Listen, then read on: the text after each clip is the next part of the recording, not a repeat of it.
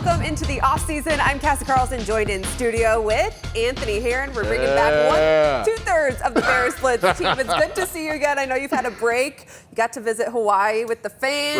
Right. Had a great time. Went to the islands, relaxed for a little bit. Now we're in full Bears mode, ready for this draft. Yes, we are. I mean, can you believe the draft is a week away? And we were talking before the show. We're like, I wonder what the Bears are going to do, because there's really a million different directions they could go in, and a lot of it depends on how the board falls with the 9 picks ahead of them. Right. But in your opinion, what kind of damage should they be able to do with the 10th overall pick, knowing that they've done a lot of work in free agency and with those 2 trades to overhaul the interior of the offensive line to now supplement that with the draft? I think the point you made there at the end is a really great one, because they've set themselves up to be in a position of strength once you get to the 10th pick. So now the Bears can say, we've already solidified the interior of the offensive line. And, you know, from a value perspective in the draft, you really don't want to draft a center in the top 10. You usually don't want to draft an offensive guard in the top 10. So how do you feel about left tackle? Braxton Jones coming off the injury. How do you really value the left tackles who might be available when you get on the clock at 10?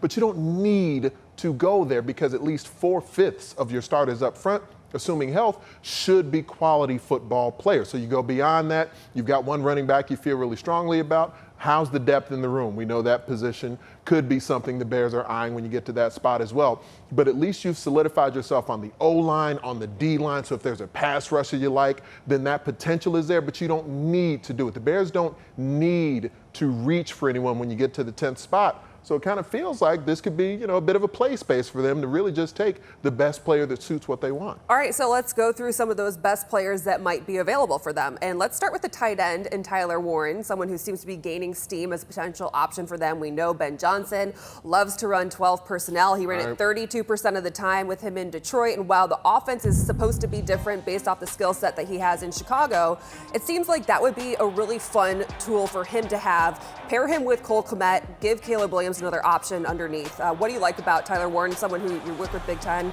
and you saw him play plenty over his career? He is the consummate playmaker as a tight end, and you rarely see tight ends who are utilized with the volume that Tyler Warren was in college, in the wide variety of ways that James Franklin, his head coach, his offensive coordinator, Andy Kotelnicki, they made a decision that we're really thin, fairly weak at wide receiver. So the main playmaker they had that wasn't in the backfield was Tyler Warren. As a pass catcher, you saw him there as a wildcat quarterback at times in the goal line. Think about the struggles the Bears had once you got inside the 5 or in short yardage scenarios. Tyler Warren was that at times for Penn State's offense, where they would just give him a direct snap. He'd dive over the opposing defense or barrel his way into the line of scrimmage to pick up touchdowns and move the chains on short yardage downs and distances. But he's also a playmaker, like by comparison to some of the other tight ends in this draft cycle. We're not sure if Ashton Jeanty is going to be available at 10 or not. A lot of mock drafts have him going to the Raiders at 6, although I say if the Raiders were to take him at 6, I'm not so sure he would be the Ashton Jeanty that we all saw him be at Boise State behind that offensive line. Now, with the Bears, I think there's a better chance, but I'm also not a fan of taking a risk on a running back, although their value is up this year thanks to the Saquon Barkleys, the Derrick Henrys, the list goes on and on. When I really think you should still overhaul the offensive line. Is there a scenario where it would make sense for you for them to go and take a gamble on Ashton Jeanty? So I wouldn't be angry at the Bears for taking Ashton Jeanty. I wouldn't either. I would be excited, but I just don't think it's the smartest thing. I agree. I completely agree with that idea, because running back, while DeAndre Swift, you do need another talented back to pair with him, but in the top 10, I think there's other positions that the Bears could value at a higher level beyond going running back. And my evaluation of Ashton Jeanty is a bit different than some of the other draft evaluators out there. Well, I think he's a high-level prospect. I do believe he's the best back in this draft, but I don't put him in the Saquon Barkley category. I don't think he's that. He's definitely got power. He could be that guy who can definitely move the chains for you in short yardage scenarios and goal line.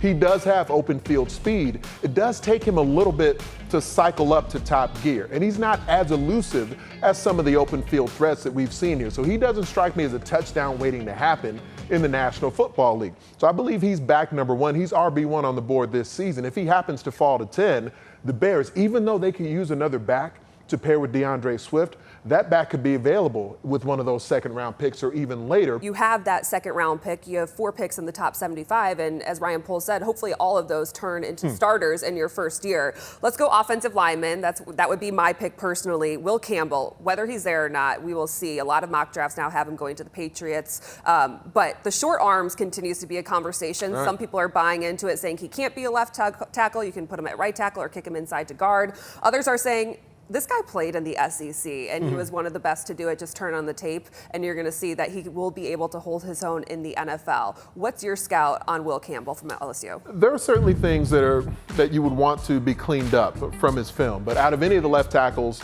in this cycle, he's got the cleanest film. He's an amazing athlete at his size, and he's big enough. Now, the arm length is just below standard, but by comparison to some of his other contemporaries here, you don't see Will Campbell being consistently overpowered, as has continued to be an issue for Braxton Jones. So his footwork is immense. That's one of the things that can actually help make up for some of the concerns with arm length.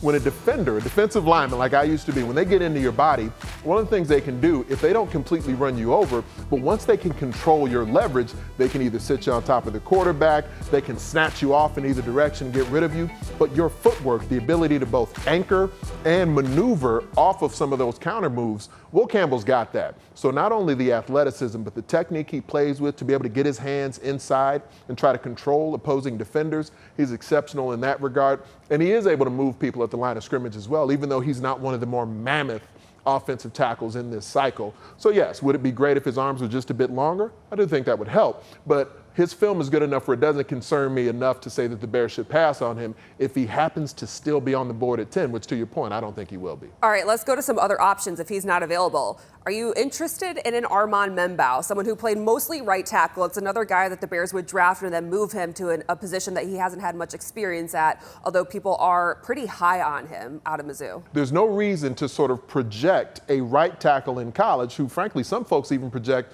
would he need to move into guard because he's so massive. To project him over to left tackle, it doesn't feel to me like that's something that's necessary, whereas a guy like Kelvin Banks out of Texas, that to me is the prospect where I would say if he is available at 10, which his prognostication is all over the place. Could he come off the board in the top 10? Could he fall out of the top 10 and be available somewhere in the 20s?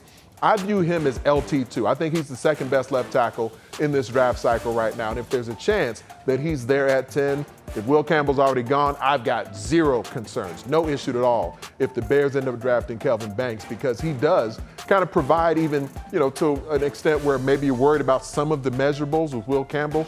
The film isn't as clean from Kelvin Banks, but part of that is because Texas struggled at other spots of their offensive line. So sure, there was some leakage that would be there, and their offense was still quality, but him as an individual, to be able to have players who were kind of suspect in their execution next to him and still perform at as high a level as he did, I think Kelvin Banks is an exceptional prospect. And if Will Campbell is off the board by 10, which I think is likely, and Kelvin Banks, if he happens to be there for the Bears, I'd have zero issue. Even though some folks project him into the teens and the 20s, I don't know why. I think he'd be a great pick at 10. If you were to put a guess in today, who do you think the Bears draft on Thursday?